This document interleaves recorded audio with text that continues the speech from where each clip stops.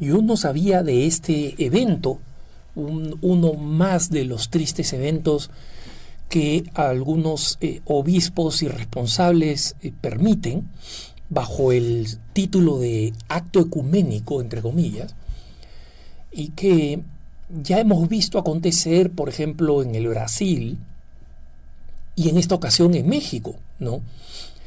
El 26 de mayo de este año, 2019, en el Templo de Santo Domingo, en Ciudad de México, no, un día domingo, es decir, un día de alabanza del Señor, se realizó un supuesto, entre comillas, acto ecuménico encabezado por el obispo de Saltillo, un personaje que ya conocemos, Monseñor Raúl Vera, ¿no?, que fue obispo coadjutor de Chiapas, de San Cristóbal de las Casas, y que fue trasladado a Saltillo, ¿no? Y en esta ceremonia, tiene muy poco de acto ecuménico, no solamente participó una supuesta obispa anglicana, Margarita Sánchez, que digo supuesta obispa anglicana porque, digamos, no tiene ninguna sucesión apostólica y no tiene como llamarse obispa, ¿no? Y la mayoría de los anglicanos que están fuera de Inglaterra y de los Estados Unidos no reconocen el episcopado femenino. Entonces, esta es una mujer abortista, Margarita Sánchez, autonombrada obispa, que camina con su clergy, ¿no?, y con unas ropas de colorinches, y que se considera a sí misma una autoridad sin pueblo, porque no tiene, digamos, ningún tipo de fieles, ¿no? Es simplemente un personaje que la prensa acepta, la prensa secular acepta, en primer lugar porque está a favor del aborto y en segundo lugar porque pueden oponerla a un verdadero obispo católico. Entonces, que en este caso un obispo verdadero como Monseñor Raúl Vera le dé palestra a esta señora, Margarita Sánchez, es lamentable, ¿no? Pero más lamentable es que haya incluido en su, entre comillas, acto ecuménico a unos chamanes y brujos que al pie del altar, es decir, no en el mismo altar, pero al pie del altar, donde habían tenido que retirar las bancas significativamente para crear un espacio ahí, simplemente les permitieron realizar un acto de adoración a la Madre Tierra, ¿no?, en un templo católico. Después de la cantidad de mártires, incluso entre los dominicos, que dieron su vida por erradicar el paganismo y transmitir la fe. Ahora un obispo dominicano, como es Monseñor Raúl Vera, se reúne con estos chamanes y brujos que no tienen ninguna representatividad porque son también autoinventados. Ellos no provienen, digamos, de una línea de brujos o de chamanes o de sacerdotes, entre comillas, toltecas, olmecas o aztecas, ¿no? Simplemente se nombraron a sí mismos y realizan una liturgia, entre comillas liturgia, completamente inventada. O sea, nadie sabe cómo rendían culto las tribus primitivas en México, las tribus precristianas, prehispánicas. Solamente existen los ritos que han revelado los cronistas españoles, especialmente sacerdotes misioneros que veían muchas de estas celebraciones y que mostraban, digamos, la naturaleza realmente sanguinaria y perversa de muchas de estas convicciones religiosas de estas distintas etnias, ¿no? Entonces, no eran ni remotamente algo tan aparentemente inocuo como un culto a la, entre comillas, Madre Tierra, ¿no? Sin embargo, a pesar del tiempo que he dedicado a la descripción de esto, me gustaría conducir esta reflexión por otro camino, porque un hermano me pregunta en redes sociales: Alejandro, ¿qué podemos hacer para detener esto? Para detener estas verdaderas profanaciones, ¿no?, de un templo católico. ¿Qué podemos hacer? Y lo que les puedo decir, hermanos, es que lamentablemente personas como estas, muchas de las cuales no actúan con perversidad diciendo, ok, voy a hacer un acto sacrílego en un templo católico, sino que creen que forma parte del diálogo ecuménico, entre comillas, de algo que se hace con buenas intenciones, ¿no? Pero realmente lo que sucede es que estos acontecimientos son imparables, y todos aquellos que alimentan un pesimismo al interior de la Iglesia Católica frente a las circunstancias que vive la Iglesia actual, frente al pontificado del Papa Francisco, que quieren alentar un pesimismo, toman estos episodios que siempre han ocurrido. O sea, a lo largo de mi vida de periodista católico, 35 años, les puedo decir que esto siempre ha ocurrido, una y otra vez.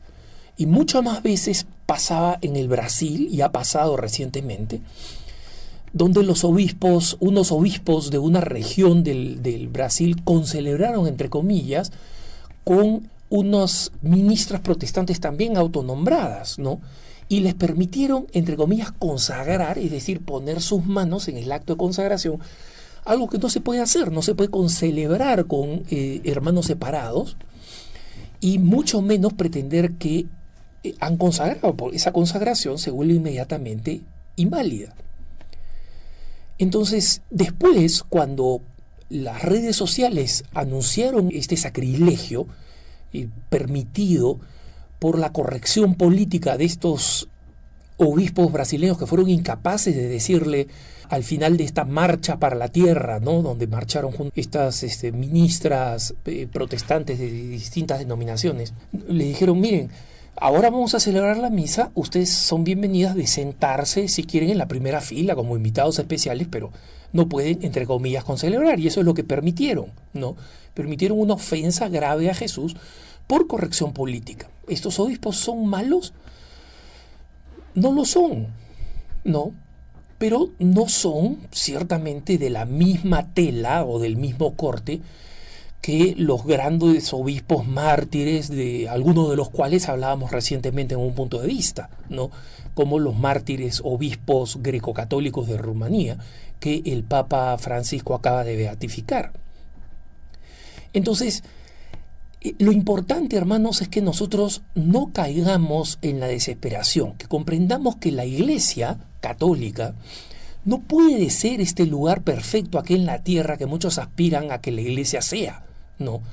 Liturgia perfecta, doctrina perfecta, obispos perfectos, sacerdotes perfectos. Eso no pasa. Formamos parte de una Iglesia que está compuesta por seres humanos y que siempre ha tenido estas heridas, incluso en los grandes momentos de supuesto esplendor, ¿no? La Iglesia siempre ha sido esta combinación de santos y pecadores, siempre ha sido esta combinación de herejes y de mártires, siempre ha sido esta combinación extraña e incluso lamentable, ¿no? Y por eso es que yo creo que es tan importante que nosotros comprendamos esa virtud teologal que no siempre tenemos en cuenta, que es la esperanza. Hablamos mucho de la fe, ¿no? De tener fe, etcétera, y eso está muy bien. La fe es el inicio de todo acto sobrenatural. Es la primera virtud teologal. Y solemos hablar también de la caridad como esa responsabilidad y esa obligación que tenemos de vivir la fe y de aplicarla en el amor y en la solidaridad, ¿no?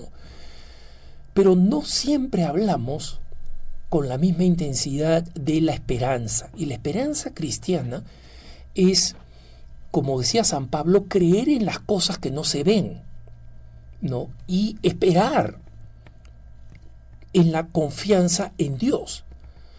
No en que los astros se van a alinear de una manera o que van a suceder estas reformas en la iglesia y que se aproxima una especie de cataclismo mundial donde van a perecer todos menos los buenos, ¿no? Porque hay ese tipo de milenarismo católico, que en el fondo no es católico,